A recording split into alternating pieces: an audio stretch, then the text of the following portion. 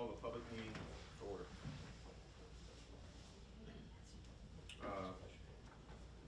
Item number 2, conduct a public hearing to discuss the annual report of CISD's performance and the Texas Academic Performance Report Card. Mr. Beard. Well, thank you. Good evening. We are to have our annual public hearing on our Texas Academic Performance Report.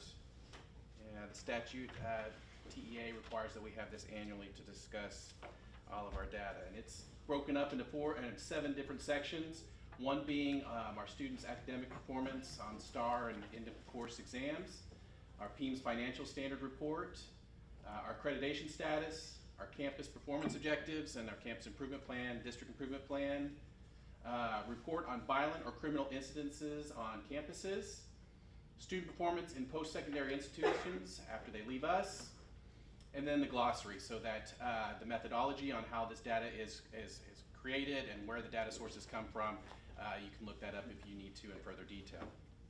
So we're going to go over section 1, and it is compiled by PEIMS, student assessment data, starting in the school year 17-18.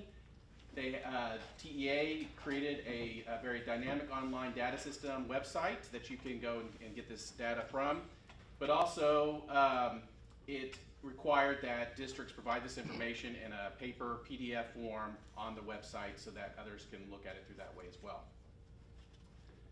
So in section 1, we're going to go over the accountability letter grade, which will be, we did not receive one because of a natural disaster, or not a disaster, but because of the pandemic. We'll also, our special education determination status, and then if we offer the ASVAB, the Armed Service Vocational Aptitude Battery Test, and then if we had any distinctions, which they were not doing that. So this is our cover page. And so as you can see, we were not rated, declared state of disaster. Special education determination status needs assistance. We are determination level 2 based on federal accountability, RDA, results-driven accountability. In the areas of our special ed students that are African American, and it's a disproportionate number of them receiving in-school or out-of-school suspension compared to their peers, and also the number of special ed students not meeting the requirements for the STAR EOC reading or English tests. And so those are the 2 areas that we are working on. We created a plan, and we are looking to remediate that. Here is a 1-pager of all our scores, and learning loss due to the pandemic was evident across the state. But when we compare our scores to the state, when we compare them to other schools, districts in Region 3, there are several areas where we performed better than the state and their districts.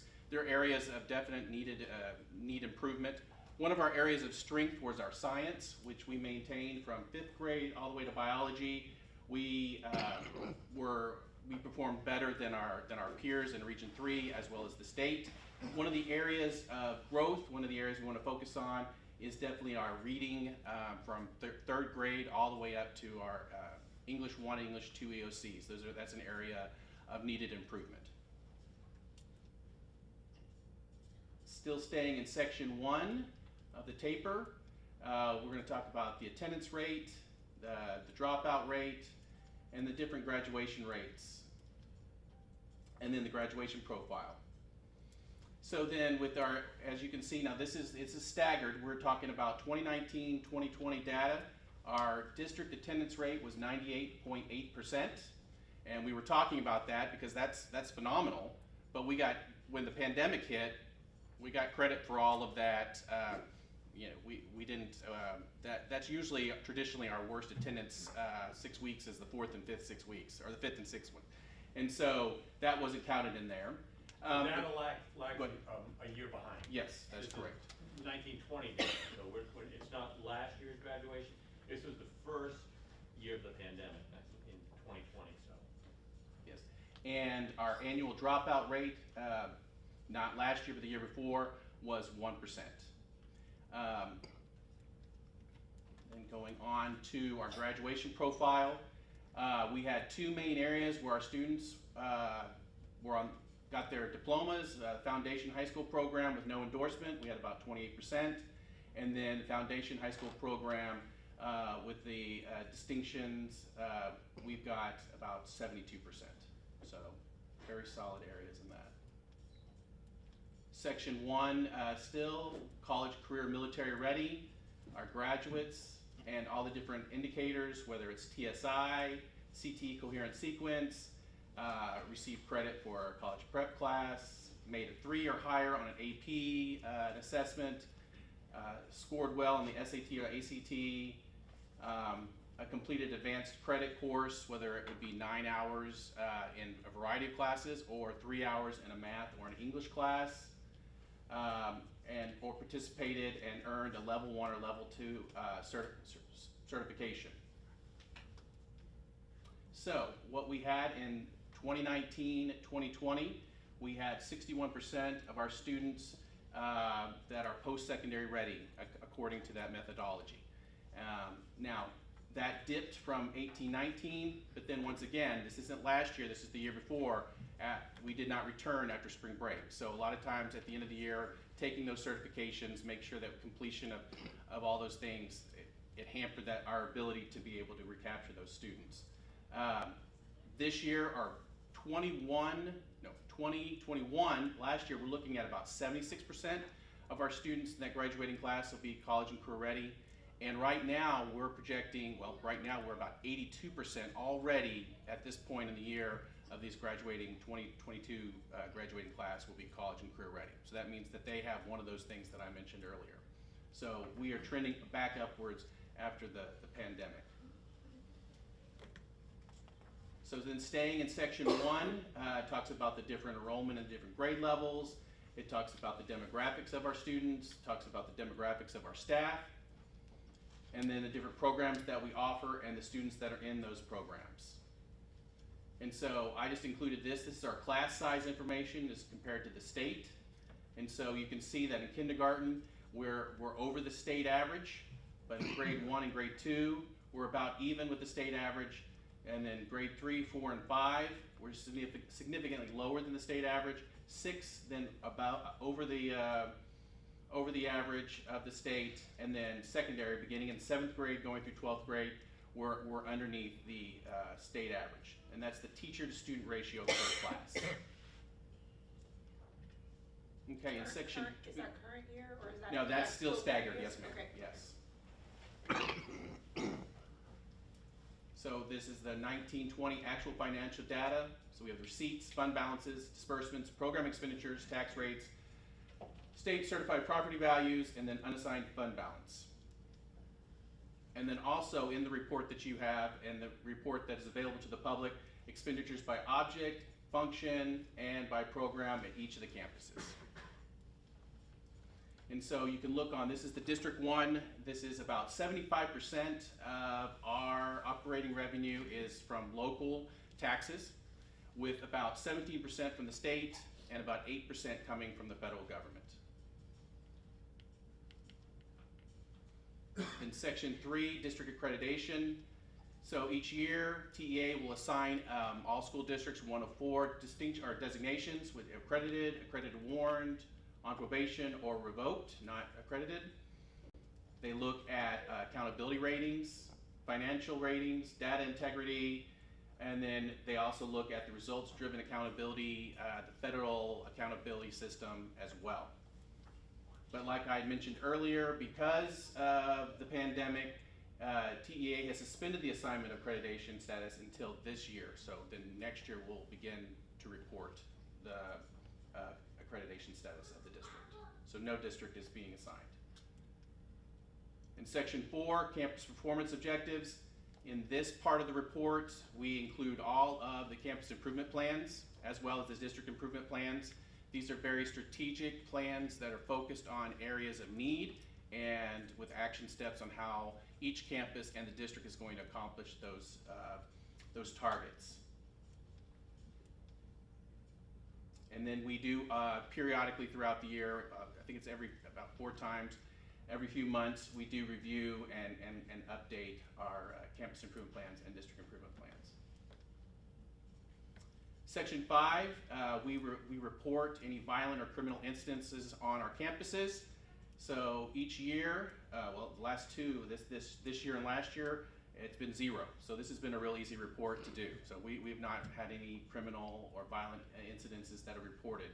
And so that's an easy report to share. Then Section 6, student performance in the post-secondary institutions. So these are the students that graduated in 2020. And so we get their GPA average, and it comes from starting the fall of 2020, spring of 21, and the summer of 21. So in our report, so we had from that graduating class of 2020, 19 students went to a 4-year public university, 36 went to 2-year, 1 went to an independent college and university. Not trackable were 3, not found 54, for a total of 113. Out of the 4-year public university, we had 15 out of the 19 were making a 2.5 or higher after their first year of college. The 2-year public colleges, about 26 out of the 36 were making a 2.0 or higher GPA. And then in Section 7, we also include the taper glossary, like I said earlier, the methodology of how they come up with this data and where they get the data.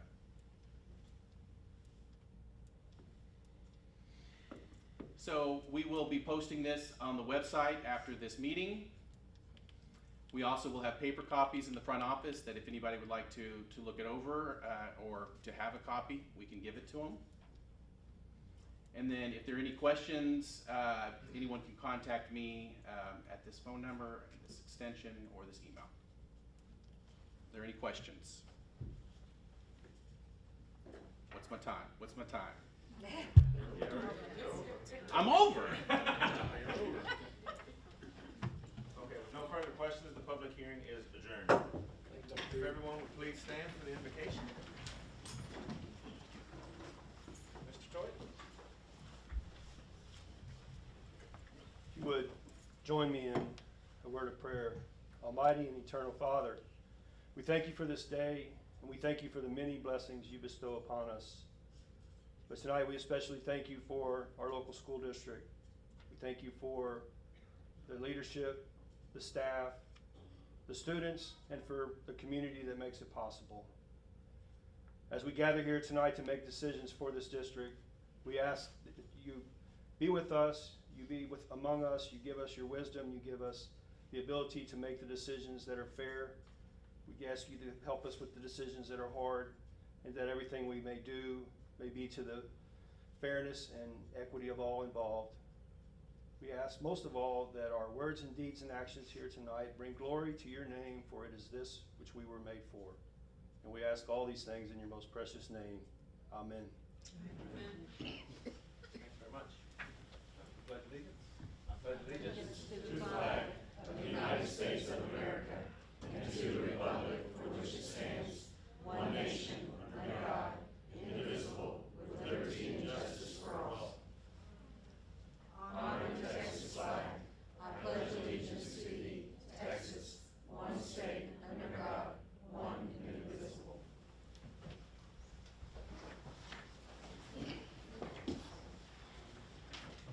I call this meeting of the Columbus Independent School District to order. Let the record show that a quorum of board members is present, that this meeting has been duly called, and that notice of this meeting has been posted in accordance with Texas Open Meeting Act, Texas Government Code, Chapter 551. Start with number 4 on the agenda, which is an open forum. Teresa Vivian. Okay. Moving on to item 5, communications and reports. Letter A is the School Board Recognition Month. So every January, the state of Texas, across the state of Texas, people who have donated their time the entire year are honored by local school districts.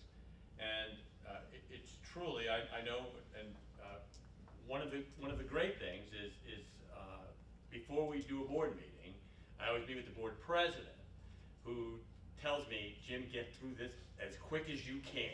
And I, yes, Bo, I will. Well, I lied, okay? I cannot tell you how valuable and how great this board is, and all the things that we've accomplished in the last few years. And it's because of the tireless work that they do behind the scenes and as a group to get these things done. And it's been a pleasure for me to be able to work with you all because you made it easy. But I think that we all feel that. It's not just me. I think we feel it at the campuses. I think we feel it with teachers. I think we feel it with the kids. And that's the biggest thing. So we've asked the campuses to share their feelings, and we'll start with the elementary campus and Shane. Okay, so I decided that I would take the dessert part of the meal tonight. And keeping in true elementary fashion, we always have to have something cute for everything. So before you cut the cake, make sure you look at it, because on the top it says, "Thank you for making it look like it's a piece of cake running our district." So we appreciate everything that you guys do for our faculty, our staff, our students. Thank you. And at the junior high, Principal Amy Russell. Yes, we wanted to extend a thank you to our school board for helping us by enhancing our curriculum by implementing the AVID program. It's been a great addition. And I have some very special guests tonight. I have 2 students from each grade level that are in our AVID elective that have prepared something for you. I have Miss Alicia Goines. She's our district director for AVID, and she's here to kind of share with you what she's had them put together for you. Guys, if you'll go ahead and remember what you talked about. And our students are Audrey Bell from 6th grade, Ellis Emmons from 6th grade, Fanny Ramirez 7th, and Zane Taylor 7th, Elijah Owen 8th, and Alejandra Diaz 8th. Good evening. We are extremely thankful for your service and dedication to providing opportunities for our students at Columbus CISD. And we're especially thankful for the resources and time you set aside to implement AVID this year. And we're excited about the growth that will come with that. So with the theme of Rise Above, our students have written you appreciation notes and what AVID means for them. So they're going to read their notes to you and then present you with a poster. Dear School Board, thank you School Board for AVID. Now I have an opportunity for college. I used to just say I wanted to go to college without actually knowing what college was. I also know what scholarships there are and which ones I can apply for. Also, thank you for the money that you used to go to A&M. It made an idea in my head about what a college campus looks like. Thank you, School Board, for AVID. Thank you. Alejandra Diaz.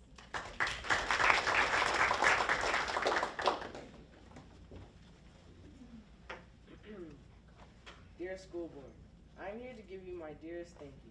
Without y'all, I wouldn't have been able to get this opportunity with AVID to succeed. Without AVID, I wouldn't get the help I need to accomplish my academic goals. I see a bright future for this program, and I know it will help others as much as it helped me. So thank you for making this possible.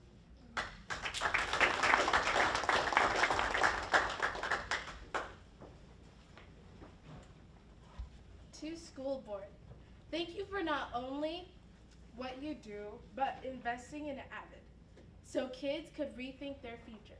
But thank you for opening a new opportunity for me and other AVID students of the future. Thank you for helping us rise above.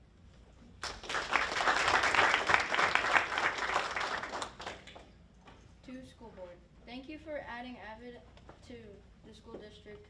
It was my first time in AVID, and it was a good experience. AVID helped me find the college I want to go to.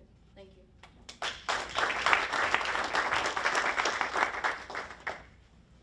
Dear School Board members, I want to start off saying thank y'all. I thank y'all deeply for everything while applying y'all's money and time into bringing AVID to our school. I appreciate y'all even thinking about us and our future. I'm sure I will use this opportunity for my future and me going into college. Again, I thank y'all deeply. Thank you for helping us rise above.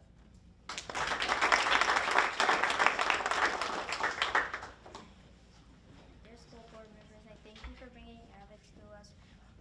You have brought great fun to us, like the field trips. We appreciate the tutorials, goals we hope to reach, the stuff we hope to learn, and to help us understand the stuff we were confused about at first.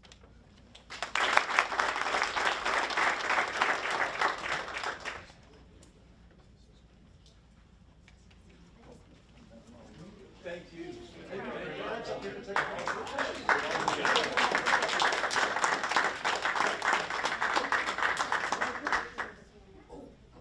Parents, y'all can come up front and take your pictures. No problem at all. Guys, y'all move over a little bit so. Yeah, tight in, yeah. Yeah, like, now come back. There you go.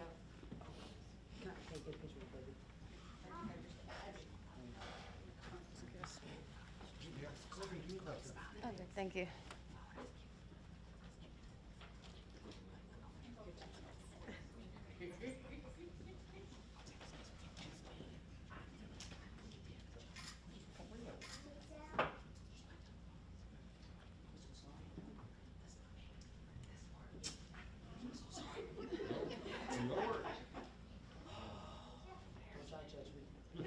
Walking out.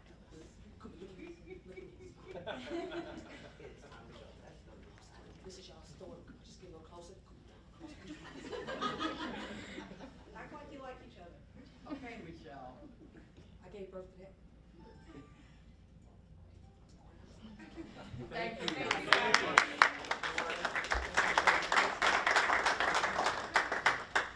Man, we have to follow the kids. So I do have culinary coming in.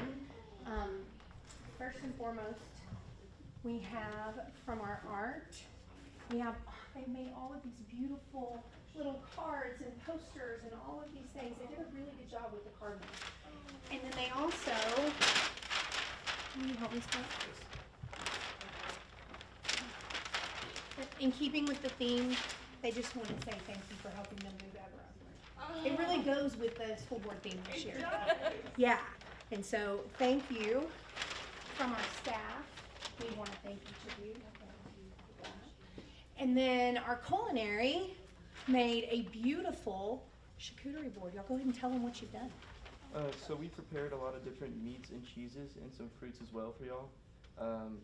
Kind of looked up how to put it together and just kind of thought I'd give it a try. And we want to tell them thank you. Thank you. Thank you. Y'all go take it to them. And if I'd like to tell you guys, Rhett and Tiara have just earned their restaurant manager certification.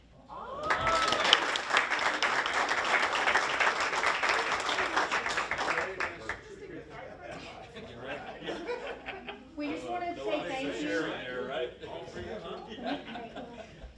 Here, y'all go stand up there. Can I take a picture of the kids with y'all? Absolutely. Now, come on. You look beautiful. I can get all of y'all in there. Thank you. And we want to tell you thank you. We know it is a labor of love. I know you get paid the big bucks for it, right? But we really do appreciate you guys. Thank you. Congratulations on your certification. Thank you. You guys have an upcoming event, right, next month? Birdie's Bistro. It is on the 17th. Yeah, it's a Thursday the week of Valentine's Day. What are y'all cooking this time? We had to move it. Gabby, what are y'all cooking this time? We are cooking pork loin with seasoned vegetables, dirty rice, and what else, guys? Red velvet cake. Red velvet cake, the important part. And where is it located? It will be in the Marley Giddens. We're actually be in the Bells Room. And the tickets are $25 and they go on sale this week. Or you can buy a table for $8. All right. Oh, Miss Gregory, tell them about the barbecue cook-off we got coming up too. February is a busy month for us. We have, don't video me. I've got to now, so. We're doing a regional qualifier for the state high school barbecue cook-off on February 25th. And the top 10 teams will go to the state meet, And then there will be a national competition as well that the kids will get to compete, and they're competing for scholarship money, as well as bragging rights. That's coming up in February. Awesome. Good luck. Thank you. Thank you.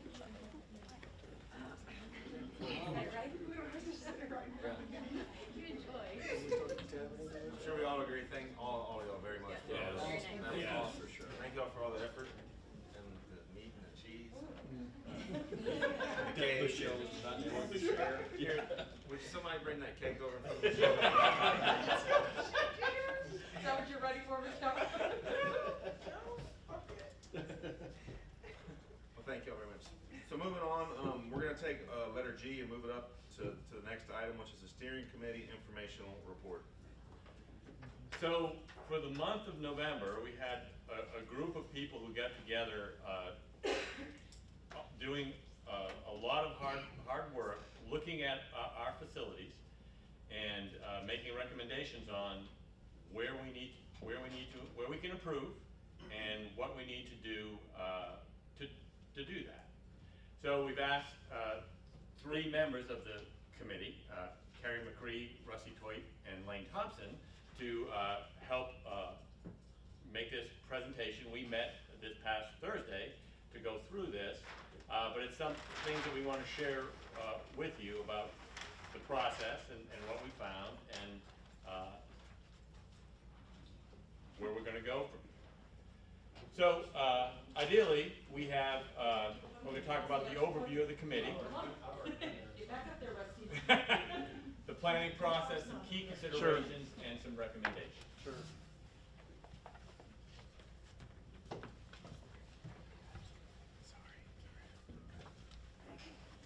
So as Mr. Connor alluded to, we were part of a group that was invited to come in. It was a wide range of people throughout the community. It's a pretty good picture of who was there. So if you look in this and you want to know what kind of cross-section we had of the community, there were 4 or 5 former school board members. So you had people that had a pretty intimate knowledge of the history of the facilities that we have here, people that have been on the school board and have worked through different processes of where we are today with our deal. Cross-section of business members, our members of the business community, and then some people with, I don't want to say expertise, but with knowledge in construction and facility management type stuff. And I mean, overall going into it, the first meeting, I kind of felt, I'm like, is this really a diverse group? And then as you kind of got to know everybody, I mean, there were some who went to school here, who grew up, attended some of these schools. There were some from out of town. But as the meetings went on, personalities came out, and you really kind of got a sense of, you know, their thoughts and feelings. So I really do feel like it really was a good group, a good mix to really represent our community. So some of the big things that we talked about and prioritized here was helping the district understand the condition of the facilities that we've got right now. We talked about district growth and capacity, the ages of the buildings, how safe they were for our children, secure, how equitable they were across the board for all students, and how we could assist the school in developing future programs to get these kids jobs right out of school. So that was really important. One of those things that we considered up at the top. We also wanted to consider the educational needs of all students. Not everybody, needs to go to college. There are some that can go straight out of school and start earning a living straight out of high school. And then more so than anything, really, it was to make sure that what we were doing and what we were thinking about and contemplating was going to be fiscally sound. We wanted to make sure that we're spending the taxpayers' monies in the right way. And then we reported those findings. Next was to report the findings and recommendations to you guys.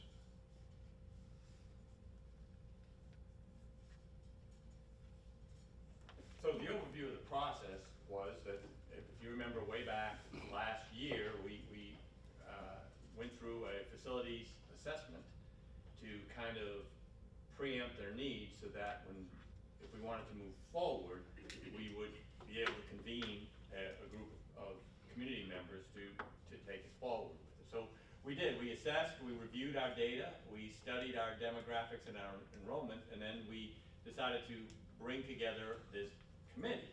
And the committee then spent 4, I don't want to say long days, but 4 work-filled evenings, trying to pinpoint projects that we felt were needed by our kids, and then to be able to prioritize our needs and then to move it forward. And from that, our next step was to put it all down on paper and then to be able to come here today, where we are, is to recommend what our findings were to y'all. Now, from that, we will then consider, you all will consider what to do with the information we provide you, and then move forward, or choose not to. Yeah, and I would add to that. So the process was 4 meetings, and basically we spent one evening on each of the campuses. So we started out here at the high school. We did a facility tour.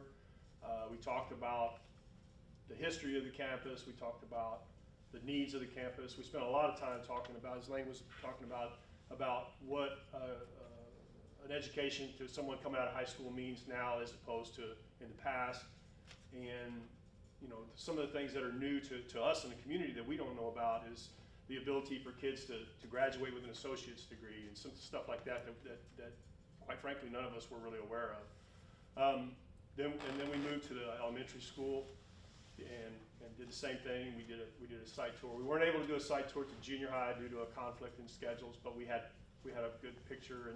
And the junior high is the newer of all of the campuses that we were considering. So, and then the final meeting was more into the nuts and bolts of what it takes to put this together and to come up with the presentation for tonight.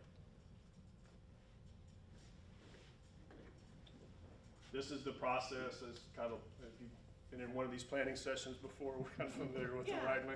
So, but yeah, go ahead. Oh, No, well, go ahead. good. So, I mean, basically we were in groups. Each of the meetings, we kind of stayed with our core group to bounce ideas off of each other. And this is really where I think it was a little eye-opening to really see who had a passion for what. After we've already seen the facilities, there were no numbers. We had no numbers of what it would cost, but it was, what do we truly feel is needed for our community? What is best? And prioritize that. So out of the 5 areas of the different projects that were presented in terms of this is kind of the scope of what we're looking at, you know, what was the priority? And so you can see the different colors represent one particular project. And so we were prioritizing, trying to figure out, okay, what do we feel is the best? So between, you know, the top 2 projects, it was kind of down the middle. And so I think that's where it was really important to really try to take a step and, you know, look to see, okay, what do we need and where would the community support us? And actually, it's the different color sticky notes that you see that represent the different priorities. And so the dark red, or purple if you will, represent, I think, priority 1, and the orange represent priority 2. And you can see project number 1 and project number 2 basically got the lion's share of those. So that's where the emphasis was placed, and then project number 4 actually got 3rd place. So.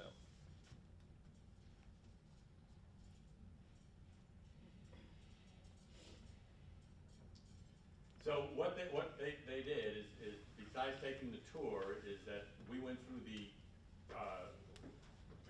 we went through the project design process. We actually kind of looked at these particular areas and what the needs were going to be. And then on the last meeting, we got an idea of what the potential cost analysis would be. And Scott shared what the financial impact would be on the district and on the taxpayer. So we took overall what we looked at and the project, and then once we realized what the financial impact was, then we refined our priorities, I guess would be a good way to say. And priority number 1 was with Columbus High School. We looked at the age of the building, as well as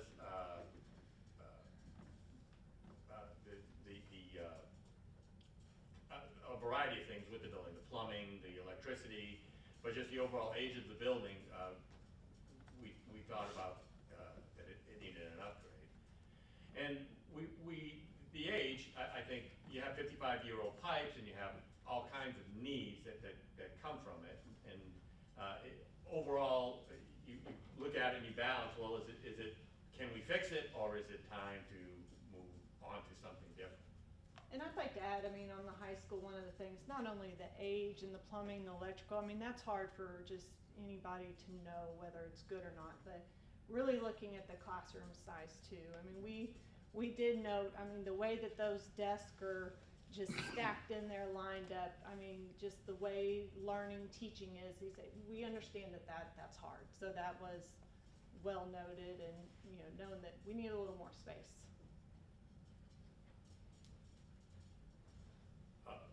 Another area we looked at was at the elementary school, and the area of particular concern was, if you look, the 5th grade wing, which is the far right, which is the 68 years old. It was actually built in 1953. And Carrie made a really, really good point that the size of the rooms there was really evident. And in 1953, you didn't need but 2 plugs in a classroom. And now when we have a device for every kid, and then we have to charge it, it becomes a problem. So we felt that just the overall, we looked at our kindergarten wing, which is on the far left, and a pre-K wing, and the classrooms are almost 1.5 times larger than our 5th grade classrooms, which are our biggest kids. And it's just how buildings were built back in the day and how it is now. Anything else? Kind of the same needs. We had a lot of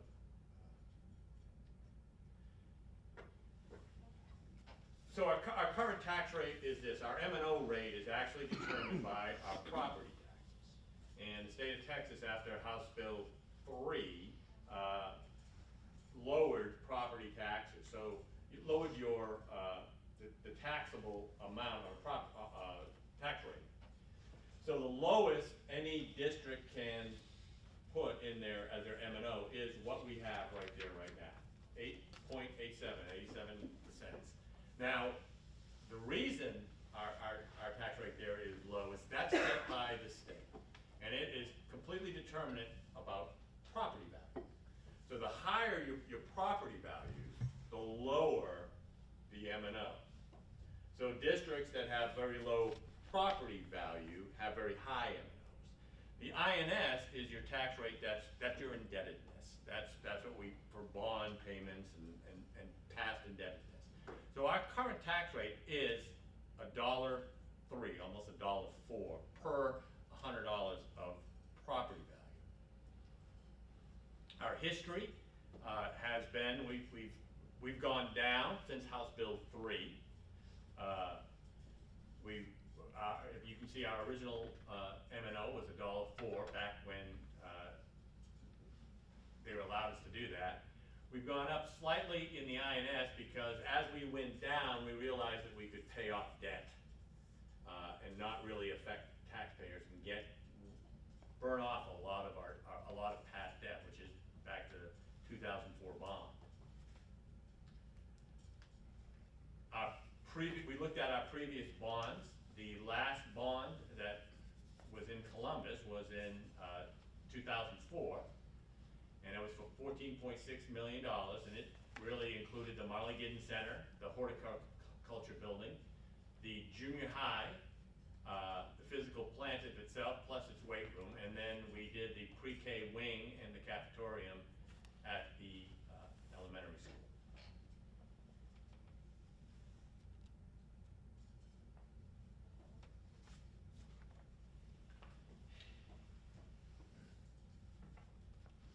So with all that considered, taken into account, the committee unanimously agreed to recommend that the Board of Trustees consider calling a bond election in the amount of $90 million to rebuild Columbus High School to build the CTE addition and to renovate the elementary school. And then this results in the tax, based on those calculations, it would result in a tax increase of 14.5 cents. I think it's important to know that that word unanimously up there is something that had to be worked on, right? We didn't just all come in and say we're going to do this. There was people that felt strongly on both ends of the spectrum. There's people that were more inclined that, you know, a blend of remodels / additions might be a way to go. But in the end, I think, you know, we were getting outside of our boundaries as far as what to consider, right? So we tried to make a decision based on what we thought the needs of the district were, based on the conditions of the current facilities that we have, and the ability, the financial position of the district, which is really good because as Mr. Collins said, you know, we've paid down most of that debt already, and so we're in a position that is to be able to do something. And then this was an amount with that tax rate that while nobody likes any of our taxes to go up, is one that kind of fits into a group that is affordable. Agree. So we asked to do a little schematic drawing from our architects to show what we were looking at doing. And because one of the hardest things is if we have to build a new high school is well, where do our kids go? And our goal is not to displace kids, but to actually be able to construct while kids are here. So the addition would be in front of the Marley Giddens Center. It's a 2-story classroom building, which would be just, I guess, to the west of the Marley Giddens Center, which would include the library. And the gym and PE, the locker room, the girls' weight room, would then kind of come over to almost to where we are right now. We would have a courtyard in between. We would have to create parking, and we'd have to move the tennis courts, and we'd have a detention pond to be able to, that would be moving a lot of water. But in this, what I really liked about this is that we saved almost all of the trees. So. And where it says gym, is that the whole gym it stays there? No, so we want to look at that, the possibility of that, because we feel that it's right where the gym is, and it might be something that can be salvageable. You know, we did notice that there were a lot of water damage, but the gym is planned to be built there, but it may be something that we may be able to. I'm just curious. Yeah. Where that gym on that drawing is probably the tennis courts.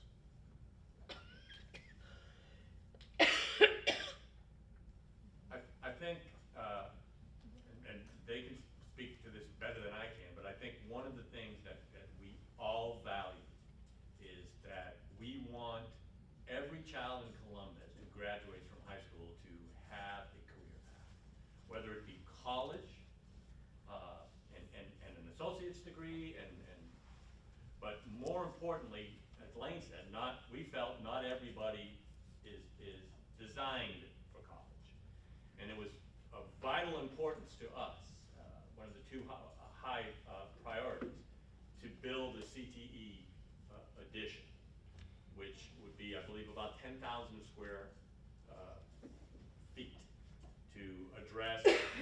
We did research, I shared with them on the 3 most employable positions in Fayette and Colorado County, and it is in industrial trades, building trades, it is education and training, and it is health.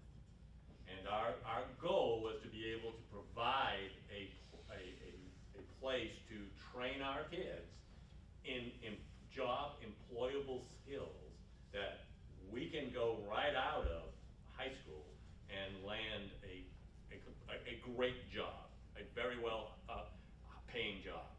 So I think CTE was a piece in all of our hearts. I think we all felt this was. Yeah, I would say that there was a lot of debate that went into on that pull tab sheet that you saw. There was a lot of, that took a while to get those people going back and forth between high school and CTE, and the theme that came out from a majority of the people is that CTE needed to be considered a priority in this bond issue, because maybe in some of the past ones, you know, it wasn't as important, and we kind of, I mean, I can tell you, like when I was on the board, most of the stuff that happened out there happened with funds that were left over, you know, from other budgeted items. So we kind of piecemealed and put that thing together over the years, and we've done a great job. The community's given us a bunch of money. I mean, there's a lot of pieces that have gone together to make that CTE portion what it is. But I can tell you that from being in this industry, that all of our competing districts around us, the people that we're competing for as a community to bring people here and bring staff and students to our district, are either have either already done this or in the process of getting it done or planning to get it done very soon. So it's also a competitive thing for our students and for our community. If we want to sell Columbus, one of the first things you sell to people is their school district, right? If you're going to move here, you want to move to a school that's with the times.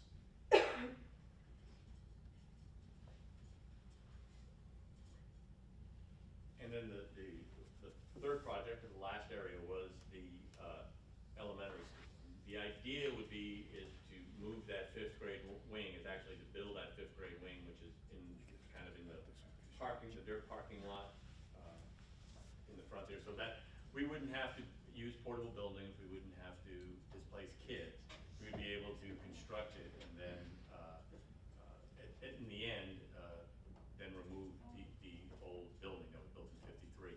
It would also give us, and one of the things that we said, it would give us a true bus lane and a pickup lane, which we don't have, because that's, you know, when you think about it, back, I guess when the building was built, there probably wasn't as many buses coming and people picking up their kids, and this would actually make it. We rode our bikes to school. Yeah, or walked. You know. So it's just a fifth grade?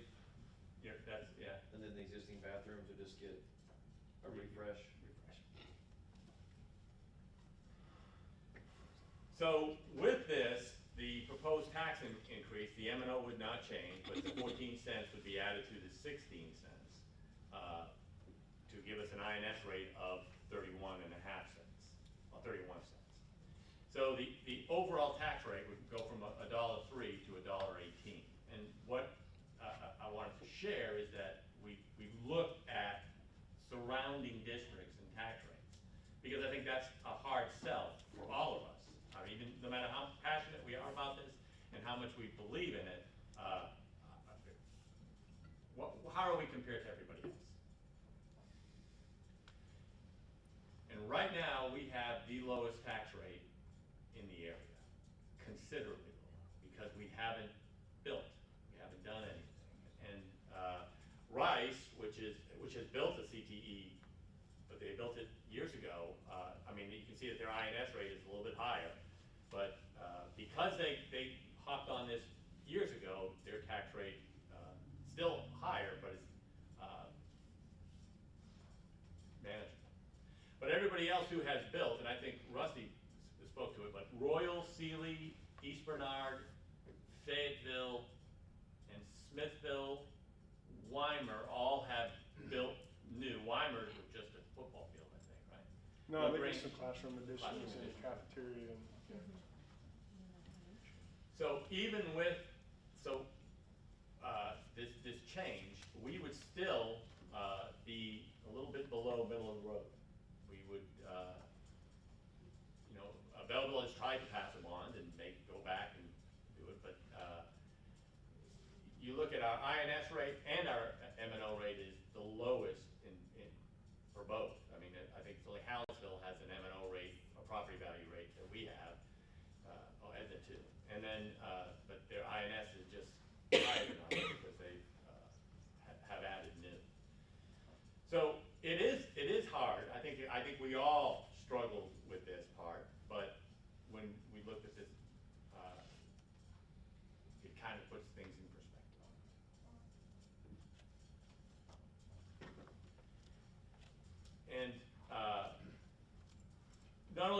break it up as to what it would cost, but I mean, what would it affect a typical homeowner? So we have broke down the data from home values of 150,000 to 500,000, and what the projected tax increase would be, and the projected monthly tax increase. However, if you are 65 years or older, this would not impact you at all. Your tax rates, your taxes are frozen. So this would affect everybody differently, proportionally. But it's speaks well to our exact. What I think was important to all of us was transparency, and that we didn't want to try to hide anything. We understand that we're asking for commitments, but we wanted to be as upfront and honest as possible. So I think in closing, I would say that kind of if you look at the overall census of the buildings in the district, a high proportion of them are approaching or are over 50 years of age. And it's something that has an effect both on what it takes to maintain them, but as I think Carrie spoke to earlier, you're educating kids in buildings that were designed for education 50 years ago, and so education's different. We learn different ways of putting it all together. So while nobody wants to see anything go away or have to be built necessarily, it's something that's going to have to happen in the very near future, and so it's probably from all the financial data we were presented, it seems like this is the most advantageous time to do it from a financing standpoint, and so all those things factored in led to what was not unanimous until we got to the end, and that's what I maybe didn't make that point clear a little earlier when I said that unanimous became unanimous after we really debated all of those different facets of what it took to put a package like this together, and that's when it became a unanimous decision.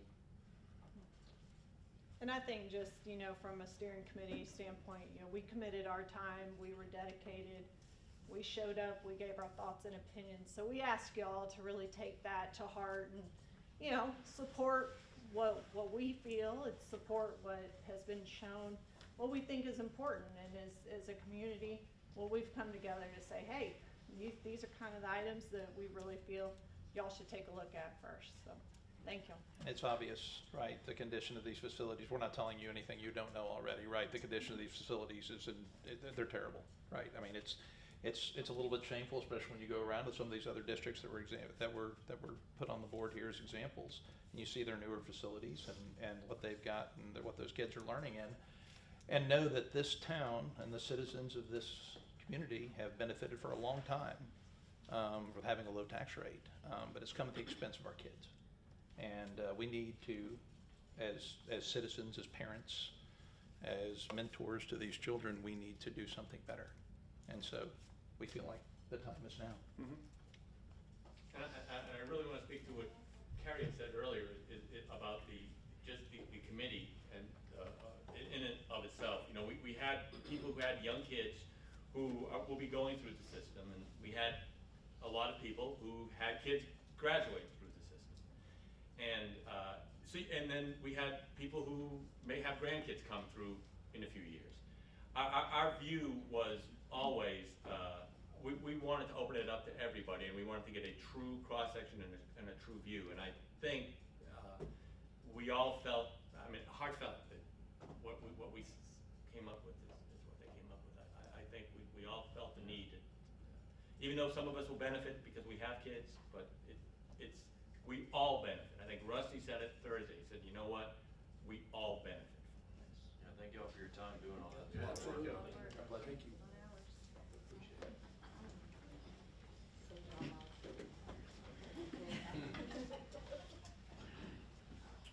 Okay, moving on to letter B, campus reports.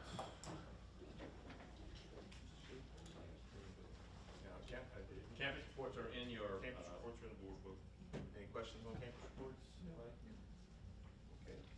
Financial reports, does anybody questions on the financial reports? Okay. Report on 2022-2023 budget development calendar. Is that's, I think it's in there too, if you have any questions. All I did was to do with the spring break weekend, right?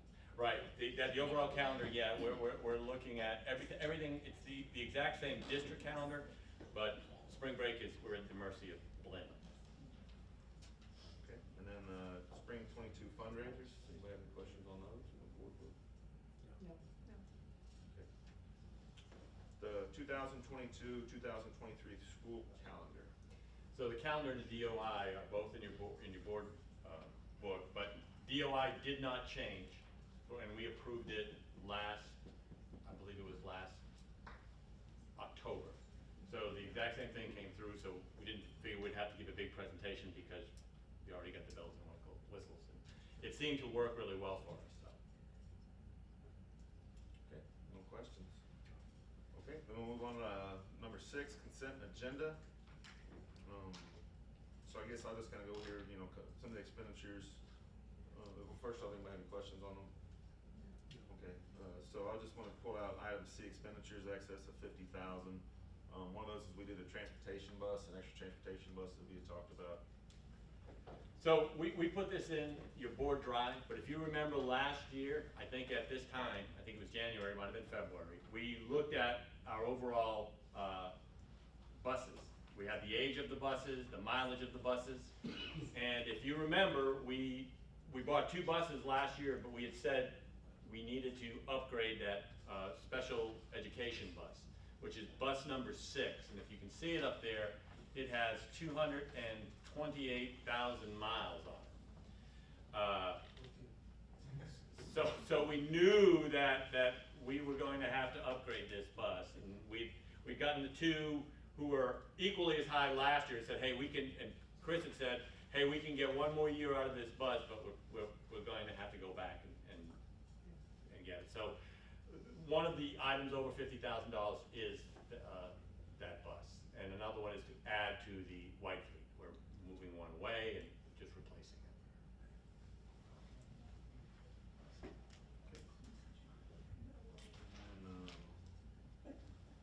Except that's the only thing I had to pull out. Right. So does anybody want to pull anything else out? If not, we'll need a motion for the consent agenda. I'll make a move to approve the consent agenda as presented. Robert moves. Scott seconds. All in favor, raise your right hand. All opposed, same size. Motion carries. Item 7, regular business action items.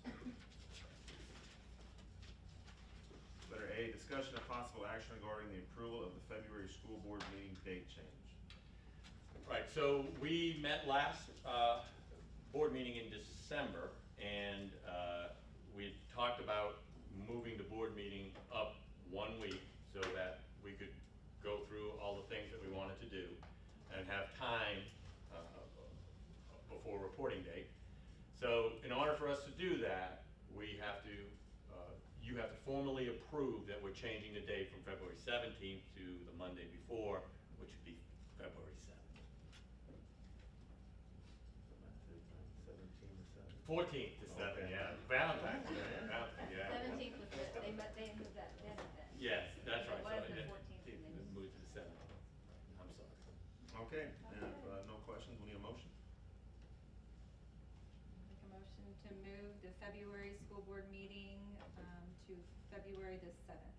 Jim moves. Scott seconds. All in favor, raise your right hand. All opposed, same size. Motion carries. Which brings us to letter 8, closed session. So, this board will now adjourn into executive session as authorized by Texas Open Meeting Act, Government Code Section 551-001. And consider action on closed session items. Letter A, consider action on the appointment, employment evaluation, reassignment duties, discipline, or dismissal of employees. I move to approve an extension of contract to Jim Connor, superintendent, as presented.